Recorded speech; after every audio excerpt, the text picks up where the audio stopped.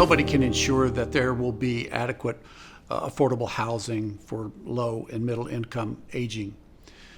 One of the issues that I can do is be a voice for those in speaking for them when it comes to budgets, when it comes to the increasing in our service fees. One option we may look at is actually freezing the service fees on our utility bills. That may be a way that would help out a lot of elderly that are going through this process, such as the transportation fee has been eliminated once you reach 65. One of the other concerns is making sure that it will become easier for people to age in place by maybe reducing the permitting fees associated with items that need to be permitted to make a house more accessible, their own house, and giving them that opportunity to stay in their own house versus moving. Austin's affordability crisis and our cost of living is driving ordinary Austinites out of the city and out of the middle class. I've seen this as a lifelong community organizer, and this is especially true for older Austinites, and especially those on fixed income or low income, moderate income retirees, like my mom. My mom couldn't afford, she's on a fixed income, couldn't afford to live in Austin if she wanted to on her own. So as mayor, I will fight for robust investments in affordable housing for retired and older Austinites, especially those who are low income and moderate income. First, I think it's extremely important that we define what affordability is in numbers and that we have an open conversation with community to do that.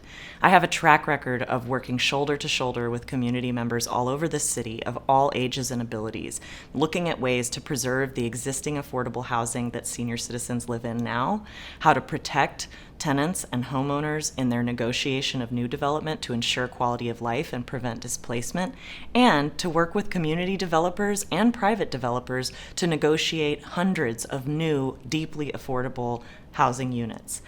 Together, we can make sure that these are ADA compliant, that they provide the different services and access to the things that people need, and we can increase education and awareness of existing programs that serve to help seniors age in place and find the resources they need, whether that's staying in the home they live in now or finding new housing that will be affordable to them. As I talk to Austinites throughout the city, many of them are struggling to stay in their homes. That cost of housing is a real serious concern, and certainly that's true for older adults as well. As a community member and then as a mayor pro tem and council member, I championed the passage of affordable housing bonds, hundreds of millions of dollars of affordable housing bonds, and these have created units throughout our city for families of all types, for families with children, for individuals exiting homelessness, for older adults. As your mayor, I'm going to make sure that we continue as a city to fund affordable housing developments and that we set really clear expectations and that we meet them for creating affordable housing for older adults. We also need to work hard and I will, as your mayor, to make sure that we're not incentivizing the demolition of existing affordable housing. And as your mayor, I pledge that will also be a super concern of mine.